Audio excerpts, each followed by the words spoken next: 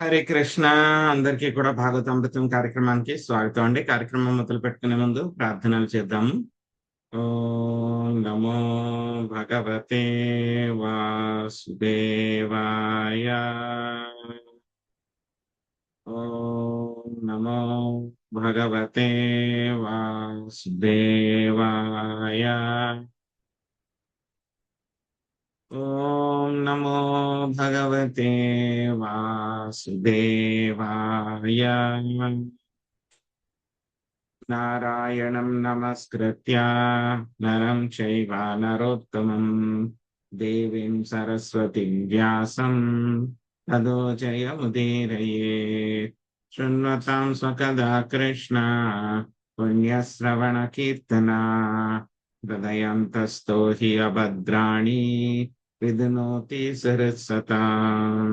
నష్టప్రాయేషు అభద్రేషు నిత్యం భాగవత సేవయా భగవతి ఉత్తమ శ్లోకే భక్తిర్భవతి నైష్టకే. ఓం అజ్ఞానతిమిరాంధస్య జ్ఞానాంజనాశలాకయా చక్షురున్మిళితం యేన తస్మై శ్రీ గురవే నమః. శ్రీ చైతన్యమనోభీష్టం స్థాపితం యేన భూతలే స్వయం రూపా కదా మహ్యం దదాతి స్వపదాంతికం. వందేహం శ్రీగురో శ్రీయుతాపదకమలం శ్రీగురున్ వైష్ణవాంశ్చ శ్రీరూపం సాగ్రజాతం సహగణా రఘునాథాన్వితం త్వాం సజీవం సాద్వైతం సావధూతం హరిజనా సహితం కృష్ణ చైతన్య దేవం శ్రీరాధా కృష్ణ పాదాన్ సహగణా లలితా శ్రీ విశాఖాన్వితాంశ్చ. హే కృష్ణ కరుణా సింధో దీనబంధో జగత్పతే గోపేశా గోపికా కాంత రాధా కాంత నమోస్తుతే. తప్త కాంచన గౌరాంగే రాధే వృందావనేశ్వరి వృషాభానుసుతే దేవే ప్రణమామి హరిప్రియే. వాంఛాకల్పతరుభ్యశ్చ కృపా సింధుభ్య ఏవ చ పతితానాం పావనేభ్యో వైష్ణవేభ్యో నమో నమః. జయ శ్రీ కృష్ణ చైతన్య ప్రభు నిత్యానంద శ్రీ అద్వైత గదాధర శ్రీవాసాది గౌర భక్త వృంద. హరే కృష్ణ కృష్ణ కృష్ణ హరే హరే హరే రామ రామ రామ హరే హరే.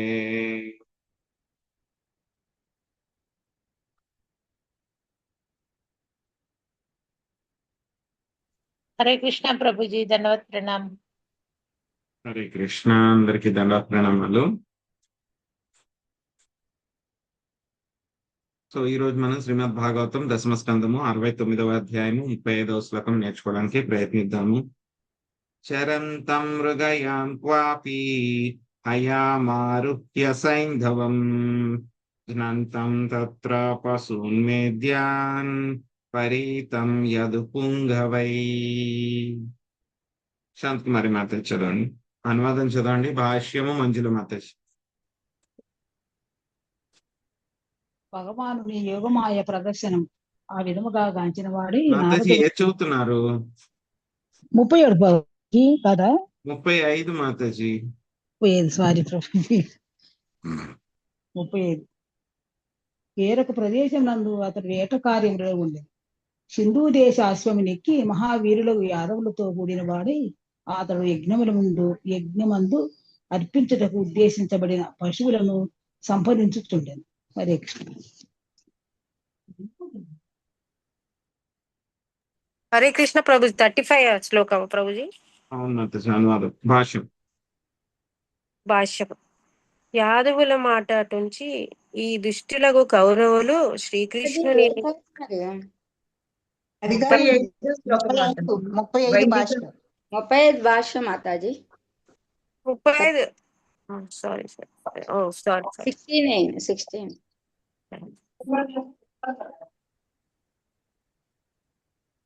ఒక్క నిమిషం.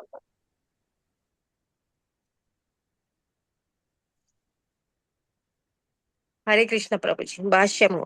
వైదిక నియమానుసారము కొన్ని ప్రత్యేక సందర్భములో అనగా అరణ్యంలో శాంతిని నెలకొల్పుటకు గాని లేదా యజ్ఞంలో పశువులను బలి ఇచ్చుటకు గాని క్షత్రియులు కొన్ని ప్రత్యేకమైన పశువులను సంహరించుట అనుమతింపబడినది.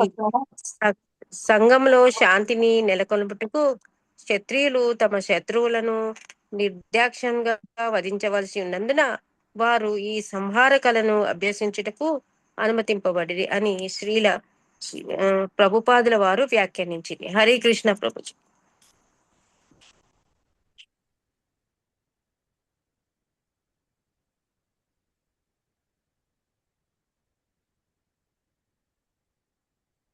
అవ్యక్తలింగం ప్రకృతిష్వనంత పురాగృహాదిషు క్వచిచ్చరంతం యోగేశం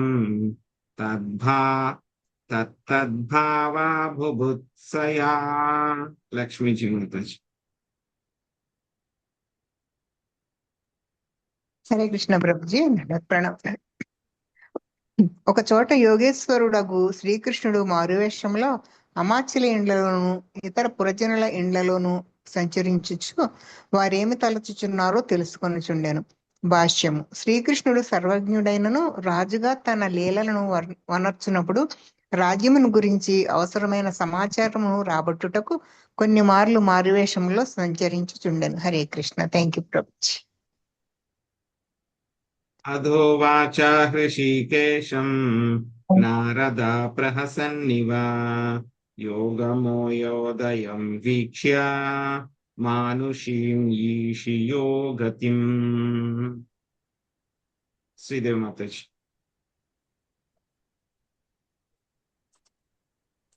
హరే కృష్ణ.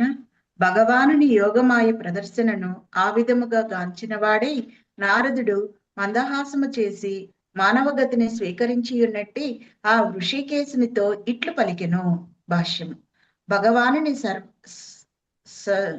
సర్వజ్ఞతను నారదుడు పూర్తిగా తెలుసుకొనెను. అటువంటి దేవదేవుడు తన మంత్రుల భావమును తెలుసుకున్నటకు మారువేషంలో చరించుటను కాంచిన అతని నవ్వు ఆగలేదు. కాని భగవానుని పరమోన్నత స్థితిని తలుచుకుని అతడు నవ్వుని కొంత ఆపుకొని మరి అంత మట్టేం లేదు, ఆ నైట్ ఏమి పడేయండి. శ్రీల విశ్వనాథ చక్రవర్తి ఠాకూర్లు తెలిపిరి. హరే కృష్ణ. విదామ యోగమాయాస్తే దుర్ధర్ష అపి మాయినాం యోగేశ్వరాత్మ నిర్భాత భగవత్పాదాని సేవయా. లక్ష్మీ శ్రీనివాస మాతాజీ. హరే కృష్ణ ప్రభుజీ. దండవత్ ప్రణామాలు. నారదుడు పలికెను. యోగేశ్వర పరమాత్మ, యోగులకైనను తెలియరానట్టి నీ యోగ బలమును నేనిప్పుడు తెలుసుకొనగలిగితిని. కేవలము నీ పాదసేవ చేతనే నేను నీ శక్తిని ఎరుగగలిగితిని. భాష్యం. బ్రహ్మ శివుడు వంటి మహాయోగులైనను దేవాదిదేవుని యోగమాయను పూర్తిగా తెలుసుకొనలేరని ఈ శ్లోకము సూచించునని ఆచార్యులు పలికిరి. హరే కృష్ణ ప్రభుజీ. దండవత్తులు. అనుజానీహి మాం దేవా లోకాంస్తే యశసా ప్లుతాన్ పర్యటామి తవోద్గాయన్ లీలా భువన పావని. సుబ్రహ్మణ్య ప్రభుజీ.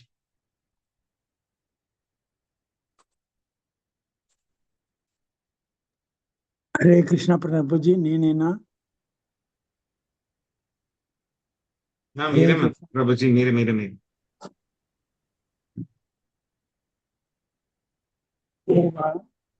నేను వెడలుటకు అనుమతిని సకల భువనములను భావనమునర్చేది లీలలను గొంతెత్తి కీర్తించుచు నీ మహిమను నటి లోకములను పర్యటించేదను. భాష్యము. శ్రీకృష్ణుని అత్యద్భుతమును మానవ రూప లీలలను గాంచి నారదముని విస్మతుడయ్యను.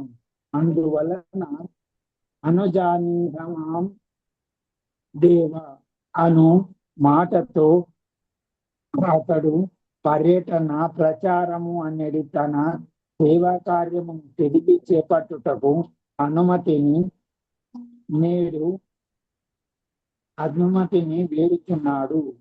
తాను చూసిన దానిని ప్రోత్సాహితుడై అతడు దేవదేవుడు శ్రీకృష్ణుని మహిమలను విస్తృతముగా ప్రచారము చేయగోరుచున్నాడు. హరే కృష్ణ.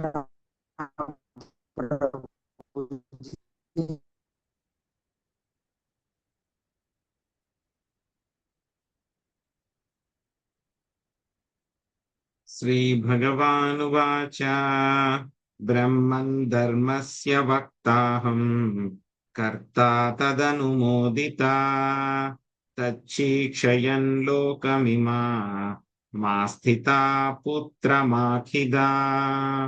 గీతకృష్ణ మాతాజీ అనువాదము పాషాం లక్ష్మి మాతాజీ, భాష్యంలో మొదటి పారాగ్రాఫ్, మహాలక్ష్మి మాతాజీ భాష్యంలో రెండో పారాగ్రాఫ్. హరే కృష్ణ ప్రభుజీ. దేవాతి దేవుడు పలికెను, బ్రాహ్మణ, నేను ధర్మపదేశకుడును, ధర్మమును ఆచరించువాడను, ధర్మమును అనుమతించువాడను. పుత్ర, లోకములకు బోధ చేయుటికే నేను ధర్మమును ఆచరించుదును, కనుక నీవు కలత చెందవలదు. హరే కృష్ణ.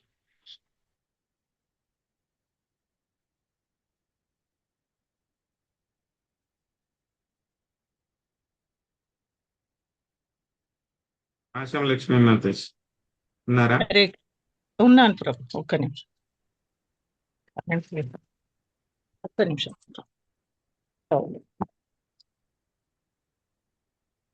భాష్యం. శ్రీకృష్ణుడు నారదుని ఖేదముతోనూ తొలగించగోరెనని శ్రీల జీవ గోస్వామి వివరించిరి. శ్రీకృష్ణుడు దేవతలను తనను కూడా అర్చించుటను గాంచిన ఆ ముని ఖేదమునకు గురి అయ్యను. శ్రీకృష్ణ భగవానుని మనోభావాలను శ్రీల విశ్వనాథ చక్రవర్తి ఠాకూరులు ఈ రీతిగా వివరించిరి. భగవద్గీత యందు నేను యథాచరితి శ్రేష్ట సత్తదేవో తరోజనః. శ్రేష్ఠుడైన వాడు దేనిని ఆచరించునో దానినే సామాన్య జనులు ఆచరించురు అని చెప్పి ఉంటుంది. కనుక ధర్మ ప్రచారానికే నేను నీ పాదములను కడిగి తిని నేరుగా ధర్మోపదేశము కావించే లీలలను నేను ఆరంభించుటకు ముందు పూర్వము కేశిదానవుని అనంతరము నీవు వచ్చి నన్ను స్తుతించితివి. అప్పుడు నేను నీవు కాంచిన స్తుతిని యశోకీర్తనను వింటినే గాని నిన్ను ఆదరించలేదు. దానిని ఒక్కసారి గుర్తుకు తెచ్చుకొనుము. నేడు నీ పాద ప్రక్షాళనము చేయనిచ్చి ఆ జలమును స్వీకరించుటకు నన్ను అనుమతించి గొప్ప అపరాధమని. హరే కృష్ణ.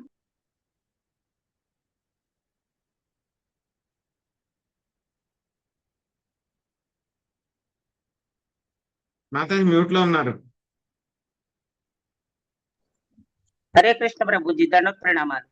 నేడు నీ పాద ప్రక్షాళనం చేయనిచ్చి ఆ జలమును స్వీకరించుటకు నన్ను అనుమతించి గొప్ప అపరాధం అనుచితనని తలచకుము. పుత్ర, పిల్లవాడు తండ్రి ఒడిలో కూర్చునినప్పుడు అతని కాలు తండ్రికి తగలడము అపరాధము కానట్లుగా నీవు కూడా నా ఎడ అపరాధం అనర్చలేదని తెలుసుకొనుము. హరే కృష్ణ ప్రభుజీ. దండోత్ ప్రణామాలు. హరే కృష్ణ. సో శ్రీకృష్ణ భగవానుడి యొక్క దివ్య లీలలు ఏ విధంగా ఆయన మొత్తము అందరికీ కూడా ఆ యొక్క లీలలు, అందరికీ కాదు కేవలం నారద మునికి మాత్రమే ఆ యొక్క లీలలు చూపించారనమాట. సో తర్వాత లీలలు మిగతా వాళ్ళకి ఎలా కనిపిస్తున్నాయి? నారద మునికి కనబడ్డారు మొత్తం 16,108 మందిరాల్లో కూడా ఆయన రకరకాలైనటువంటి పనులు అన్ని కూడా చేస్తూ ఉన్నారు. కానీ మిగతా వాళ్ళకి ఎలా కనబడ్డారు అనేటువంటి త్వరలో మనం తెలుసుకుందాం. సో ఒక్కొక్క ప్రదేశాల్లో ఆయన ఏం చేశారు అంటే కనుక ఆయన క్షత్రియుడు కాబట్టి క్షత్రియ ధర్మాన్ని పాటించాలి కాబట్టి వేట కోసం కూడా ఆయన వెళ్ళడం జరిగింది. వేట కోసం ఆయన వెళ్ళి యజ్ఞంలో అర్పించాల్సినటువంటి పశువుల్ని కూడా ఆయన సంహరిస్తూ ఉన్నారు. కొన్ని చోట్ల ఆయన ఏం చేస్తున్నారు, మారు మోక్షాల్లోకి వెళ్ళి వేరే అమాత్యులు మంత్రులు వాళ్ళందరూ ఉంటారు కదా, వాళ్ళు ఏమనుకుంటున్నారు, వాళ్ళ ఇళ్లలో ఏం జరుగుతున్నాయి, లేకపోతే కనుక వేరే పురజనుల ఇళ్లలో ఏం జరుగుతున్నాయి అని చెప్పి మారు వేషాల్లో తిరుగుతూ ఉన్నారనమాట. అది కూడా నారదమునికి కనబడింది. వెంటనే నారదమునికి ఎప్పుడైతే స్వామి అలా మారు వేషాల్లో తిరుగుతున్నారని కనబడిందో ఆయనకి నవ్వు ఆగలేదంట. ఎందుకు నవ్వు ఆగలేదు?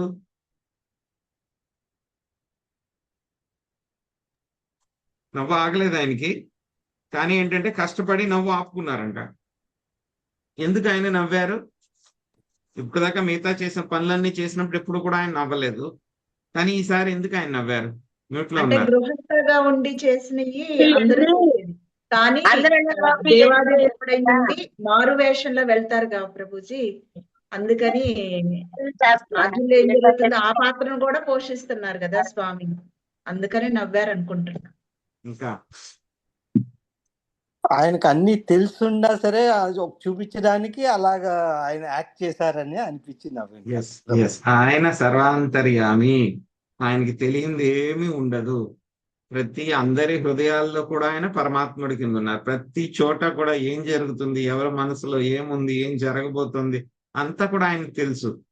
అయినా సరే ఆయన మారు వేషం వెళ్ళి అవన్నీ కూడా తెలుసుకోవడానికి ప్రయత్నిస్తూ ఉన్నారనమాట. అదేంటి స్వామి, మీకు అన్ని తెలుసు కదా, అన్ని రకాలు తెలుసు మీకు, అయినా సరే మళ్ళీ మారు వేషంలో వెళ్ళి చూడాల్సిన అవసరం ఏముంది అని చెప్పేసి నారదమునికి నవ్వు వచ్చింది అనమాట. కానీ ఏంటంటే ఆయన నవ్వకూడదు కదా, మళ్ళీను దేవాది దేవుడు శ్రీకృష్ణ భగవాన్ మళ్ళీ అపరాధం అవుతుందేమో అని చెప్పేసి కొంచెం ఆయన నియంత్రించుకున్నారు, కానీ లోపల కొంచెం నవ్వు వచ్చింది అనమాట. సో అప్పుడు ఆయన నారదముని చెప్పారనమాట, ఎవరితోటి, భగవంతుడితో చెప్తారు. యోగేశ్వర పరమాత్మ యోగులకైనను తెలియరానట్టి నీ యోగ బలమును నేను ఇప్పుడు తెలుసుకొనగలిగి తిని, కేవలము నీ పాద సేవ చేతనే నేను నీ శక్తిని ఎరుగగలిగి తిని. ఎందుకంటే ఆయనకి ఉన్న శక్తి ఎంత అనేటువంటిది మనకి ఎవ్వరికి కూడా తెలియదు. ఆ శక్తి ఎప్పుడు కూడా ఏమవుతుంది, తగ్గిపోవడం అనేటువంటిది ఉండదు, ఇంకా పెరుగుతూనే ఉంటుంది. సో చెప్పుకున్నాం కదా, అనంతదేవుడు ఆయన యొక్క శక్తిని కౌంట్ చేస్తూ ఉన్నారు, గుణాలని లీలల్ని శక్తిని కౌంట్ చేస్తూ ఉన్నారు కొన్ని వేల తలలతోటి సృష్టి ప్రారంభం నుంచి ఇప్పటిదాకా. కానీ ఇప్పటికీ కూడా అవి ఇంకా పూర్తి అవ్వలేదు. కానీ ఇక్కడ చెప్తున్నారు నారదముని, ఏం చెప్తూ ఉన్నారు, మీ పాద సేవ చేతనే నేను నీ శక్తిని ఎరుగగలిగి తిని అని చెప్పి స్వామిని ప్రార్థించి నన్ను వెళ్ళడానికి అనుమతి ఇవ్వండి. సో ఇప్పుడు మీ యొక్క లీలలన్నీ కూడా నేను చూశాను, ఈ చూసిన లీలలన్నీ కూడా మళ్ళీ ఆయన ఊరికనే ఉంటారు నారదముని. అవన్నీ కూడా ఏం చేస్తారు, మొత్తం ముల్లోకాల్లో అన్ని చోట్ల కూడా తిరుగుతూ మొత్తం అందరికీ కూడా స్వామి యొక్క లీలల గురించి అందరికీ కూడా చెప్తూ వర్ణిస్తూ ఉంటారన్నమాట. సో కాబట్టి అందరికీ కూడా అన్ని లోకాల్లో పర్యటించి నీ యొక్క మహిమల్ని గొంతెత్తి కీర్తించేటువంటి అవకాశాన్ని ఇవ్వండి అని చెప్పి స్వామికి ఆయన నమస్కరించి వెళ్ళడానికి అనుమతి కోరారనమాట. అప్పుడు శ్రీకృష్ణ భగవానుడు ఆయనకి నవ్వొచ్చింది. ఆయన అది కూడా తెలుసు కదా, ఆయనకి నారదముని నవ్వుకున్నారు మనసులో అని చెప్పి ఆయనకి అది కూడా తెలుసు. సో కాబట్టి ఆయన మనసులో కూడా ఇంకా సంశయం ఉంది. సో అందుకని దాన్ని నివృత్తి చేయడం కోసం అని చెప్పేసి శ్రీకృష్ణ భగవానుడు మాట్లాడారనమాట. ఏం చెప్తున్నారు, బ్రాహ్మణ నేను ధర్మోపదేశకుడను, అంటే ధర్మాన్ని ఉపదేశించేటువంటి వాడిని, ధర్మాన్ని ఆచరించేటువంటి వాడిని, ధర్మాన్ని అనుమతించేటువంటి వాడిని. నేను ఎందుకు చేస్తున్నాను యొక్క పనులు నీకు నవ్వొచ్చి ఉండవచ్చు, ఎందుకు మారువేషం వేసుకుని వెళ్ళి తిరగాల్సిన అవసరం ఏముంది, నాకు అన్ని కూడా తెలుసు కదా.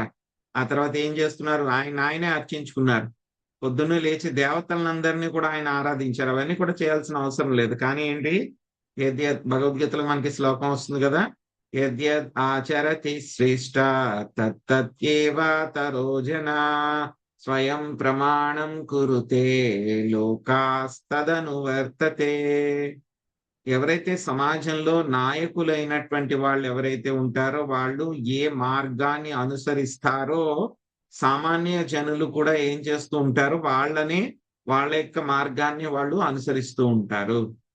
కాబట్టి శ్రీకృష్ణ భగవానుడు ఆయన వచ్చినప్పుడు లీలల్ని ప్రదర్శించినప్పుడు ఆయన ఉత్తమ మార్గాన్ని ఆయన అనుసరించి చూపించారు.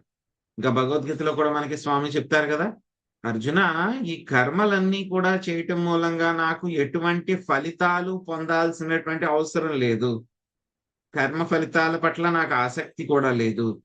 కానీ ఏం చేస్తూ ఉన్నాను నేను? మొత్తం నా యొక్క నియమిత కర్మలు ఏవైతే ఉన్నాయో వాటిని అన్నిటినీ కూడా నేను చక్కగా నిర్వహిస్తూ ఉన్నాను.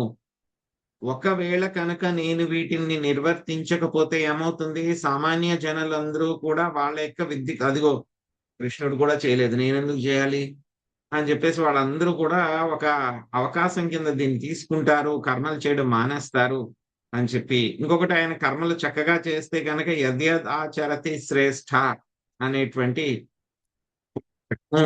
మొత్తం ప్రజలందరూ కూడా చక్కగా కర్మలన్నీ కూడా చేస్తారు. ఇంకా శ్రీకృష్ణ భగవానుడు అక్కడ భగవద్గీతలో చెప్తారు, అర్జున నేను కనుక కర్మలు చేయకపోతే కనుక ఏమవుతాయి? ఈ లోకాలన్నీ కూడా నాశనం అయిపోతాయి. ఆ విధంగా ఎవరైతే కనుక గొప్ప భక్తులు సత్వగుణంలో ఉన్నటువంటి వాళ్ళందరికీ కూడా ఇబ్బంది కలిగించినటువంటి వాడిని అవుతాను. కాబట్టి నేను నా యొక్క కర్మలన్నీ కూడా పెర్ఫెక్ట్ గా చేస్తాను అని చెప్పి చెప్తున్నారు. సో అదే విషయాన్ని ఇక్కడ చెప్తున్నారు అనమాట.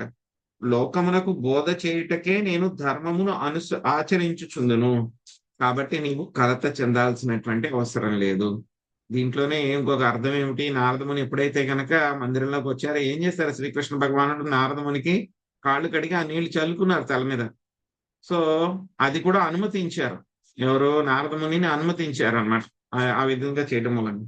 సో స్వామి చెప్తూ ఉన్నారు, నారద నువ్వేమి తప్పేమీ చేయలేదు ఈ విధంగా అనుమతించడం మూలంగా.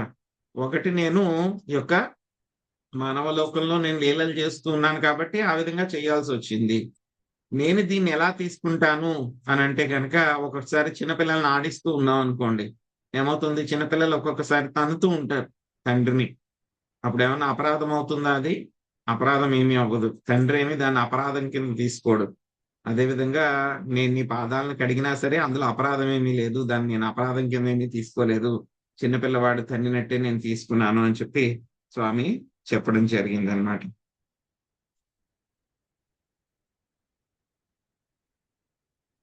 సో 41 అవ్వలేదు కదండి మంది? అవలేదు ప్రభుజీ, చదవాలి. అవ్వలేదు ప్రభుజీ. 40 వరకు అయింది ప్రభు.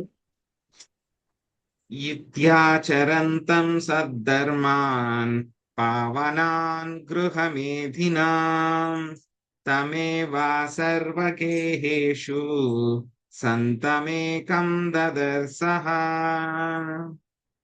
విజయలక్ష్మి మాతాజీ అనువాదము, తర్వాత అనువాదం చదవండి, తర్వాత భాష్యంలో మొదటి పారాగ్రాఫ్, శశికళ మాతాజీ భాష్యంలో రెండో పారాగ్రాఫ్. హరే కృష్ణ ప్రభుజీ, దండవత్సండి. సుఖదేవ గోస్వామి పలికెను, గృహ కలాపములలో నెలకొనిన వారిని పవిత్రమనరించడి సద్ధర్మములను ఆచరించుచున్నట్టి శ్రీకృష్ణుని ఈ విధముగా నారదుడు ప్రతి మందిరమునందును అదే రూపమున గాంచెను. భాష్యంపై శ్రీల ప్రభుపాదుల వారికి జై. భగవానుడు స్వయముగా వివరించిన విషయమును సుఖదేవ గోస్వామి శ్లోకంలో తిరిగి పలుకుచున్నాడు. శ్రీల ప్రభుపాదులు తమ దేవాది దేవుడు శ్రీకృష్ణ భగవానుడు అనేది గ్రంథములో దీన్ని ఇట్లు వ్యాఖ్యానించిరి. మనుజుడు సంసారమనడి బందీకానా పట్ల ఆసక్తుడైనను తన గృహస్థ జీవనమును ఏ విధముగా పవిత్రమనర్చుకునగలడో బోధించుటకే పరమపురుషుడు తన నామమాత్ర గృహకలాపములలో నియుక్తుడయ్యను. నిజమునకు గృహస్థ జీవనము కారణమునే మనుజుడు సంసారమును కొనసాగించవలసి వచ్చును. కానీ గృహస్థుల ఏడ కరుణామయుడైన భగవానుడు సాధారణ గృహస్థ జీవనము పావనమనర్చు పదమున ప్రదర్శించగోరెను. శ్రీకృష్ణుడే సర్వకలాపములకు కేంద్ర బిందువు కనుక కృష్ణ భక్తి భావనాయుతుడైన గృహస్థుని జీవనము వేదాదేశములకు అతీతము, సహజముగానే పవిత్రము అయి ఉండెను. హరే కృష్ణ ప్రభు, ధన్యవాదాలు. హరే కృష్ణ ప్రభు.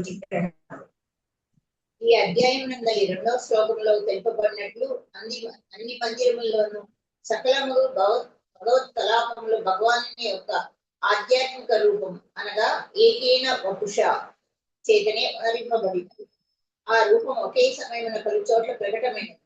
నారదుడు దానిని దర్శించగోరినందున భగవానుడు దాన్ని అతనికి చూపగోరినందునను నారదునికి అది వెల్లడించలేదు. ద్వారకావాసులు నగరంలో తామున్నట్టి భాగంలోనే శ్రీకృష్ణుని చూడగలిగించింది, కానీ అన్యత్ర కాదని శ్రీల విశ్వనాథ చక్రవర్తి ఠాకూర్లు తెలిపింది. కార్యార్థం వేరంగా ప్రాంతమునకు వెళ్ళిన వారు అతనిని చూడదారకుంది. ఈ విధంగా భగవానుడు తన దివ్య లీలల ప్రత్యేక దర్శనమును తన ప్రియతమ భక్తులకు నారదునికి వసలేదు. హరే కృష్ణ ప్రభుజీ, ధన్యవాదాలు. హరే కృష్ణ. సో ఇక్కడ మనకేంటి, భౌతిక ప్రపంచంలో జీవుడు మళ్ళీ మళ్ళీ ఇక్కడిక్కడే తిరగడానికి కారణం ఏమిటి? ఈ యొక్క మైథున సుఖము. మైథున సుఖము అంటే కనుక మానవులకి ఏమిటి? గృహస్థుల కింద ఉండడము, లేకపోతే గృహ మేధి కింద ఉండడం. సో ఈ విధంగానే ఏమిటి, అందరికీ కూడా పెద్ద ట్రాప్ ఏంటి? ఇల్లు అనేటువంటిది పెద్ద ట్రాప్ అన్నమాట అందరికీ కూడా. సో మనకి ప్రహ్లాద్ మహారాజ్ కూడా ఏం చెప్తారు? హిరణ్యకశిపు అడిగినప్పుడు ఏం చెప్తారు ఆయన? సో మొత్తము అన్ని శరీరధారులకి కూడా ఏమిటి, ఒక ఇల్లు అనేటువంటిది ఏమిటి, ఒక చీకటి నుయ్య లాంటిది. ఇల్లు అనేటువంటిది ఒక చీకటి నుయ్య అంటే కనుక మనకి పాడు పడిపోయినటువంటి నూతులు ఉంటాయి కదా, చాలా లోతుగా ఉంటాయి, నీళ్లు కూడా ఉండవు అందులో, ఎవరు రారు, మొత్తం అంతా కప్పేసి ఉంటాయి. ఎవరైనా అందులో పడిపోతే కనుక ఇంకంతే వాళ్ళ పని. బయట లాగే వాళ్ళు ఉండరు, చూసే వాళ్ళు ఉండరు, పిలిచినా వినేవాళ్ళు ఉండరు. అందులో పడితే ఇంకంతే వాళ్ళ పని అయిపోయింది. సో అలాగా ఇక ఇల్లు అనేటువంటిది ఏమిటి, శరీరదారులకి ఒక చీకటి నుయ్య లాంటిది. ఎవరైనా సరే ఇందులో పడితే వాళ్ళ పని అయిపోయింది. కానీ ఈ యొక్క నూతిలోంచి బయటపడాలంటే కనుక ఏమిటి, ఒకే ఒకటి యొక్క హరినామము. కేవలం హరినామము తీసుకుంటేనే మనము యొక్క చీకటి నుయ్య అనేటువంటి దానిలోంచి బయటపడగలం.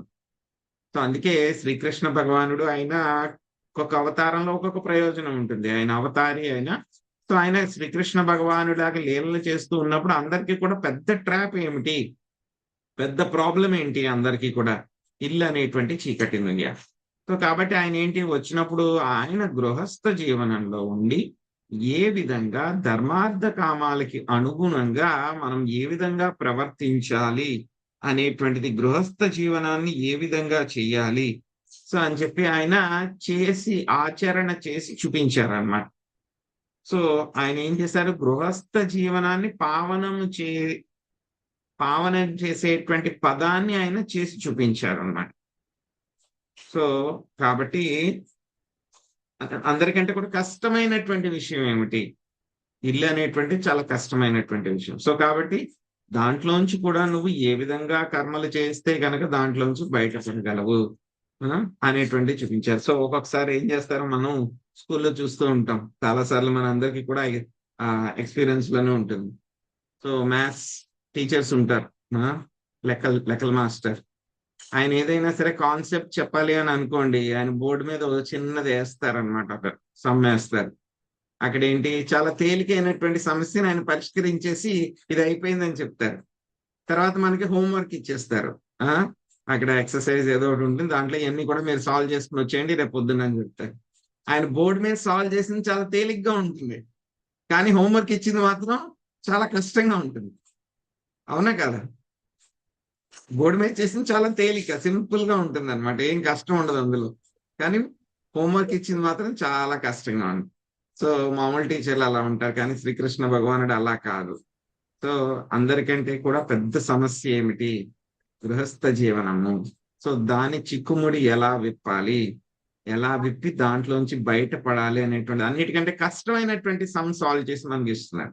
సో మిగతావన్నీ మీరు సాల్వ్ చేసుకుంటారా, దీన్ని ఫాలో అయితే కనుక మిగతావన్నీ కూడా మీరు సాల్వ్ చేసేయచ్చు అని చెప్పేసి ఆయన చెప్తూ ఉన్నారనమాట. ఇక్కడ ఏంటంటే కనుక నారద మునికి మాత్రమే ఈ విధంగా స్పెషల్ దర్శనం ఉంది. ఎలాగా, మొత్తం 16,000 మందిరాల్లో కూడా ఆయన ఉన్నట్లు నారద మునికి మాత్రమే కనబడుతున్నారు. ఆయన ఒక్క ఆయనే గాని అన్ని రూపాల్లో ఎక్స్పాండ్ అయ్యారని చెప్పి ఆయన ఒక్క ఆయనకే కనబడ్డారు. మిగతా వాళ్ళందరికీ కూడా ఎలా కనబడుతున్నారు, కృష్ణుడు ఇక్కడే ఉన్నారు అంతే. మిగతా చోట ఉన్నారో లేరు, మిగతా చోట ఎక్కడ లేరు, ఆయన ఇక్కడే ఉన్నారు.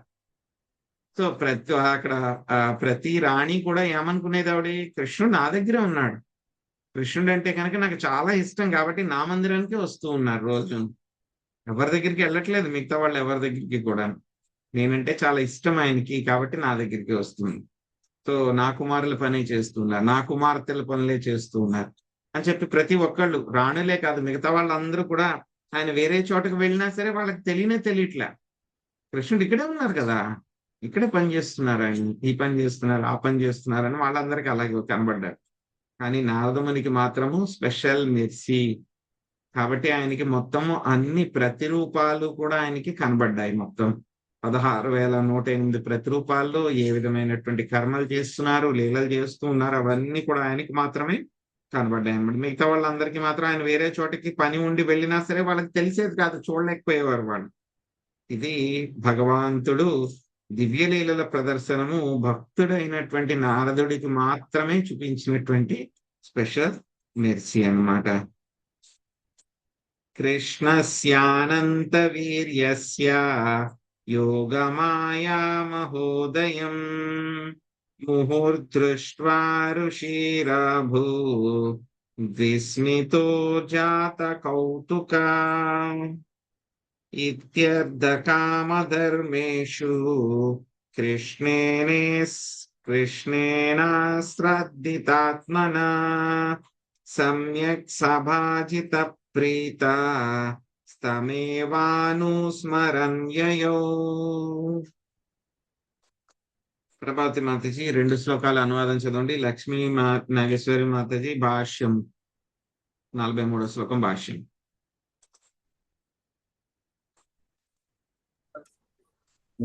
హరే కృష్ణ ప్రభుజీ.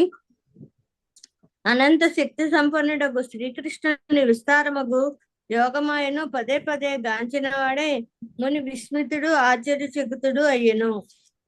43. శ్రీకృష్ణుని అర్ధకామ ధర్మములకు సంబంధించిన కానుకలను శ్రద్ధతో వసిగిన వాడే నారదుని గొప్పగా ఆదరించెను.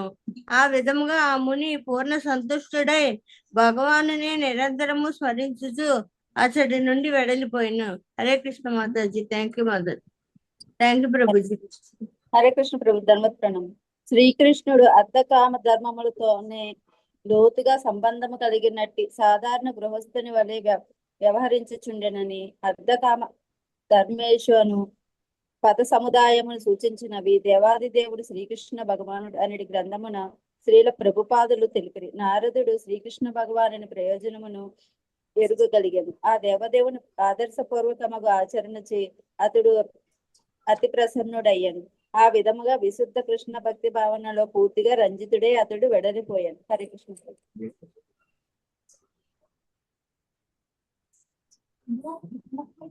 ఏవం మనుష్య పదవీమనువర్తమానో నారాయణో కిల భవాయ గృహీత శక్తి రేమేంగ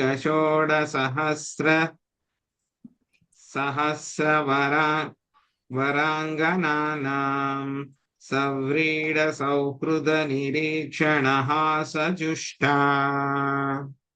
హరితమత.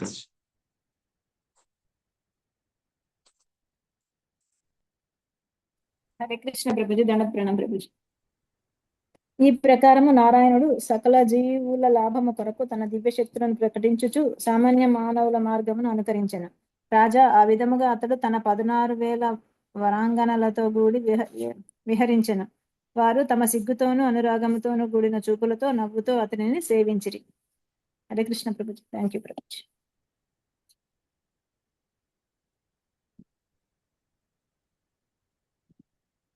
యానీహ విశ్వవిలయోద్భవ వృత్తిహేతు కర్మాణ్యనన్య విషయాణి హరిశ్చకార యస్వంగగాయతి శృణోత్యనుమోదతే వా భక్తిర్భవేద్భగవతి హ్యపవర్గమార్గే. శివలీల మాతాజీ అనువాదము భాష్యము చంద్రమాత. విశ్వము యొక్క సృష్టి స్థితి లయములకు శ్రీహరియే చర్మహేతువు. రాజా, శ్రీకృష్ణుడు ఈ జగత్తునందు కావించినట్టి అనుకరణ కసాధ్యమగు అసాధారణ కర్మలను ఎవ్వడు కీర్తించునో వినునో ఆమోదించునో అతడు మోక్షప్రదాతయగు దేవదేవుని పట్ల నిక్కముగా భక్తిని వృద్ధి కావించుకొనును. హరే కృష్ణ ప్రభుజీ. దండవత్ ప్రణామాలు. భాష్యము శ్రీల ప్రభుపాదుల వారి భాష్యం. శ్రీల ప్రభుపాదుల వారికి అనన్య విషయాన్ని అను పదమునకు శ్రీల విశ్వనాథ్ చక్రవర్తి ఠాకూర్లు వివిధ అర్థములను నొసగిరి. అన్యుల మాట అటుంచి తన ప్రధాన అంశకైనను అసాధారణమైన కార్యములను శ్రీకృష్ణుడు ద్వారకలో ఉనరించనని ఈ పదము సూచించును. లేదా తన విశుద్ధ ఏకాంత భక్తుల కొరకు భగవానుడు ఈ కర్మకు నొప్పించనని ఈ పదము సూచించినట్లుగా అర్థం చేసుకునవచ్చు. ఏదేమైనను ఈ లీలలను కీర్తించిన వాడు లేదా మనుజుడు నిఖంగా కృష్ణ భక్తి భావనలో నియుక్తుడగుడు అగును. శ్రీల ప్రభుపాదుల వారు తెలిపినట్లుగా అట్టివాడు మోక్షపదమున అనాయాసముగా ప్రయాణించి శ్రీకృష్ణ పాదపద్మామృతమును ఆస్వాదించగలడు. కృష్ణ చైతన్య ఉద్యమ ప్రచారకుణ్ణి సమర్థించడి వాడు కూడా ఇచ్చట తెలుపబడిన లాభములను బడేయగలడని అనుమోదతే అని పదము ఇచ్చట సూచించినని శ్రీల ప్రభుపాదులు తెలిపారు. శ్రీమద్ భాగవతం నందలి ద్వారకా యందలి శ్రీకృష్ణ ప్రసాదములను నారదముని దర్శించుట అను దశమ స్కందంలోని 69వ అధ్యాయములకు కృష్ణ కృపామూర్తి శ్రీల ఏసీ భక్తి వేదాంత స్వామి ప్రభుపాదుల వారి సమగ్ర శిష్య ప్రణీతమకు భాష్యము సమాప్తం. హరే కృష్ణ హరే కృష్ణ హరే కృష్ణ కృష్ణ కృష్ణ హరే హరే రామ రామ హరే హరే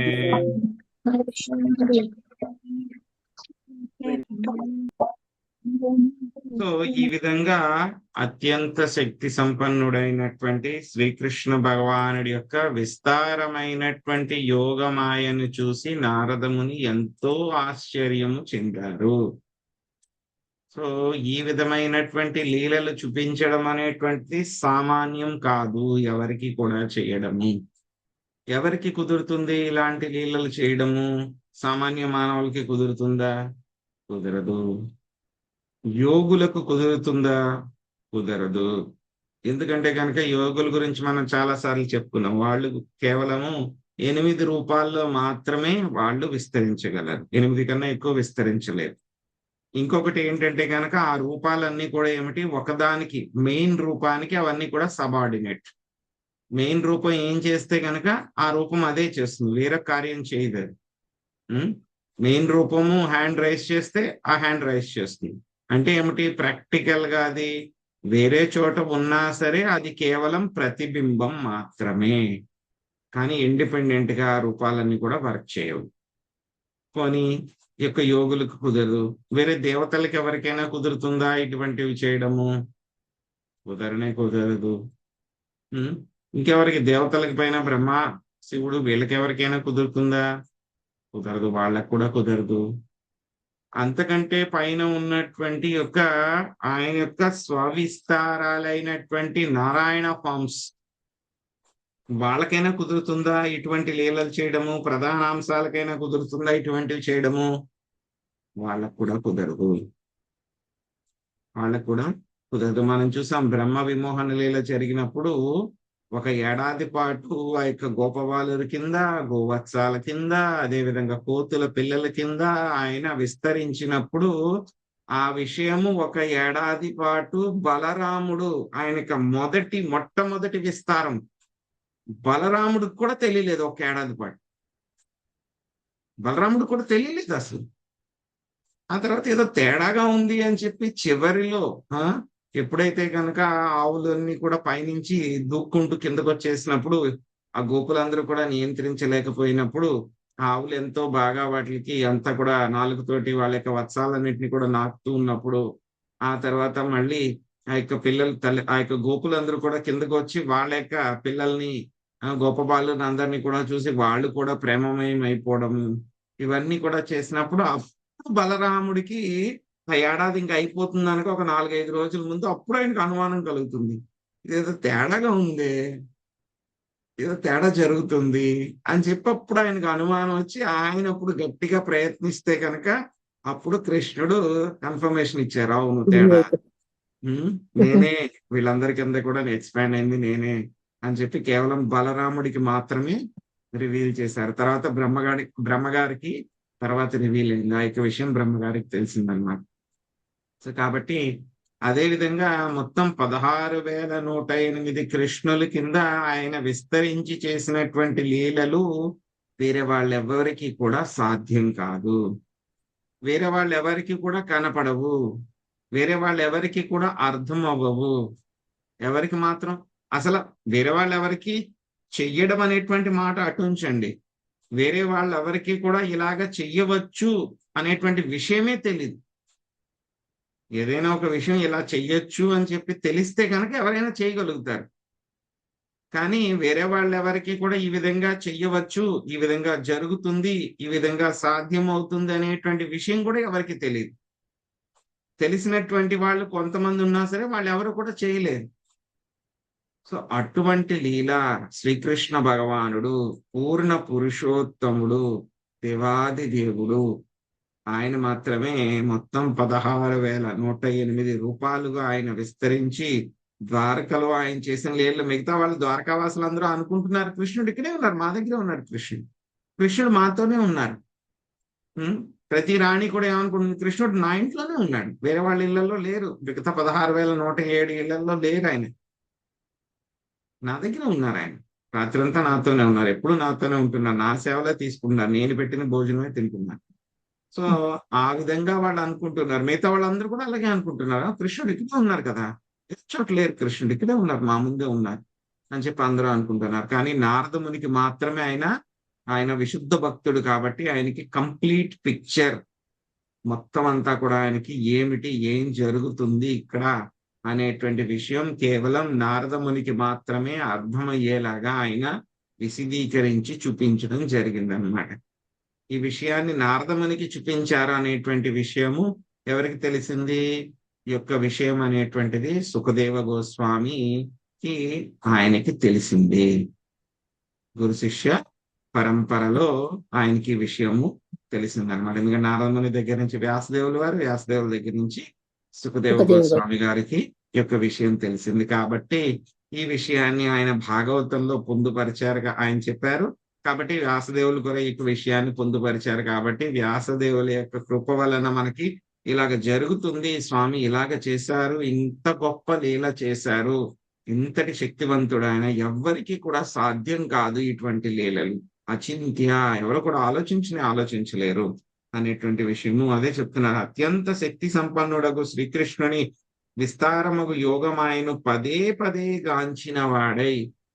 ఎందుకంటే ఎవరైనా సరే అటువంటి చూస్తే కనుక వెంటనే అర్థం అవ్వదు, మళ్ళీ మళ్ళీ చూస్తారు. ఏదైనా ఒక విషయం మనకు అర్థం అవ్వలేదు అనుకోండి, చదివింది ఏమైనా అర్థం అవ్వలేదు అనుకోండి, మనం ఏం చేస్తాం, మళ్ళీ మళ్ళీ చదువుతాం ఏమైనా అర్థం అవుతుందేమో అని చెప్పి. సో మళ్ళీ మళ్ళీ చూస్తాం మనం. అదే విధంగా నారద ముని కూడా ఏం చేశారు, విస్మితుడైపోయి పదే పదే చూశారు. మళ్ళీ ఆయన కూడా చూసి ఆశ్చర్యపోయారు, ఆయన విస్మితుడైపోయారు అన్నమాట ఆయన.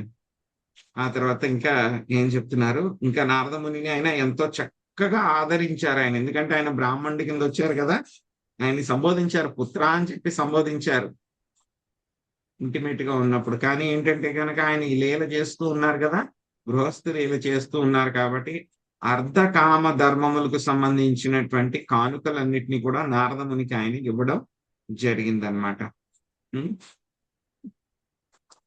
సో ఎప్పుడైతే ఈ కానుకలన్నీ కూడా ఇస్తూ ఉన్నారో, ముందుగా నారద మునికి అర్థం అవ్వకపోయినా తర్వాత ఎప్పుడైతే స్వామి చెప్పారో యదే దాచరతి శ్రేష్ఠ అనేటువంటి విషయం ఎప్పుడైతే చెప్పారో ఆయనకి అర్థమైందనమాట. సో అర్థమైన తర్వాత ఆయన యొక్క ఆదర్శపూర్వకమైనటువంటి ఆచరణను చూసి ఆయన ఎంతో సంతోషించారు అన్నమాట. ఇంకా ఏమైపోయింది, ఆయన కృష్ణ భక్తి భావన, ఆయనకి కృష్ణుడి పట్ల ఉన్నటువంటి భావన, ప్రేమ భక్తి ఇంకా చాలా ఉత్తేజితమైపోయింది, రంజితమైపోయింది. ఓ ఇంతటి శక్తి ఉందా ఆయనకి, మా మాస్టర్, మా యజమాని, దేవాది దేవుడు, నా భగవంతుడు, ఆయనకి ఇంతటి శక్తులు ఉన్నాయా, ఇన్ని శక్తులు ఉన్నాయా అనేటువంటి విషయం తెలుసుకుని ఆయన ఎంతో సంతోషించడం జరిగిందనమాట. సో ఆ విధంగా శ్రీకృష్ణ భగవానుడు అందరి యొక్క జీవుల కోసము కూడా ఆయన దివ్య శక్తులన్నిటినీ కూడా ప్రదర్శిస్తూ సామాన్య మానవులలాగా ఆయన అనుకరించారు. సో ఆ విధంగా జరుగుతున్నప్పుడు మిగతా 16,000 మంది రాణులందరూ కూడా ఎలాగ ఆయన్ని సేవించారు, సిగ్గుతో, అనురాగంతో కూడినటువంటి చూపులతో, నవ్వుతో ఎప్పుడు కూడా ఆయన్ని చక్కగా సేవించడం జరిగిందనమాట. సో ఈ విధంగా సేవిస్తూ వాళ్ళు కూడా ఏమవుతారు, చివరికి శ్రీకృష్ణ గోపికలు ఏ స్థాయికి వెళ్ళారో ఆ స్థాయికి వాళ్ళు కూడా వెళ్ళిపోతారు అన్నమాట. ఇదే స్కందంలో చివరి అధ్యాయాల్లో మళ్ళీ మనం తెలుసుకుంటాం వాళ్ళు ఏ స్థాయికి వెళ్ళగలిగారు అనేటువంటిది మనకు అక్కడ తెలుస్తుంది అన్నమాట. సో ఇక్కడ మనకి ఈ యొక్క అధ్యాయం యొక్క ఫలశ్రుతి మనకి చెప్తూ ఉన్నారు సుఖదేవ గోస్వామి. విశ్వం యొక్క సృష్టి స్థితి లయములకు శ్రీహరియే చరమ హేతువు, అన్నింటికి కూడా మూల కారణం ఆయనే. సో ఆయన ఈ యొక్క ప్రపంచంలో చేసినటువంటి యొక్క లీలలు అనుకరణ సాధ్యము, ఎవరు కూడా మళ్ళీ అనుకరించలేరు. అటువంటి అసాధారణమైనటువంటి లీలలు ఎవరైతే కనుక కీర్తిస్తారో, వింటారో, ఆమోదిస్తారో వాళ్ళందరికీ కూడా ఏం జరుగుతుంది, మోక్ష ప్రదాత అయినటువంటి శ్రీకృష్ణ భగవానుడి యొక్క పట్ల భక్తి అనేటువంటిది చాలా వృద్ధి చెందుతుంది. సో ఇక లీలలు విని చాలా మంది ఏమనుకుంటారు, ఏదో చెప్తున్నారులే, ఏదో పుక్కిట పురాణాలు, ఏదో కథలు, ఇవన్నీ జరుగుతాయా ఇలాగా అని చెప్పేసి కొంతమంది అనుకుంటూ ఉంటారు. కానీ ఎవరికి అర్థమవుతుంది, భక్తులకు అర్థమవుతుంది.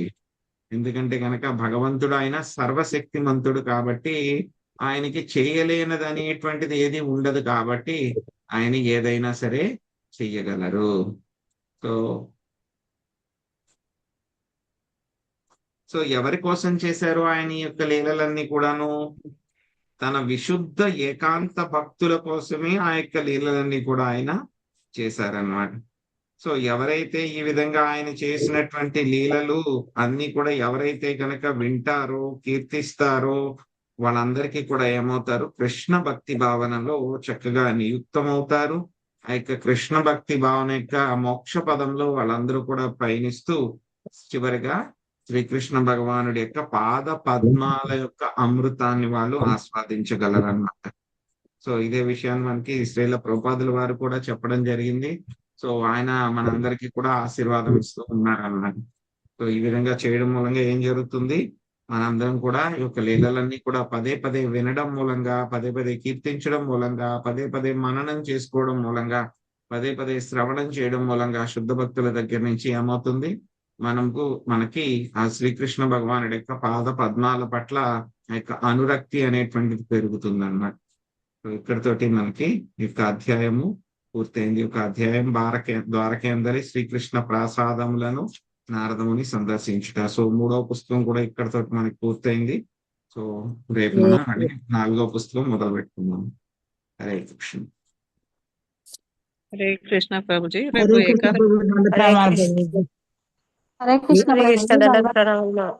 ఏకాదశి రేపేనా ప్రభుజీ? హరే కృష్ణ.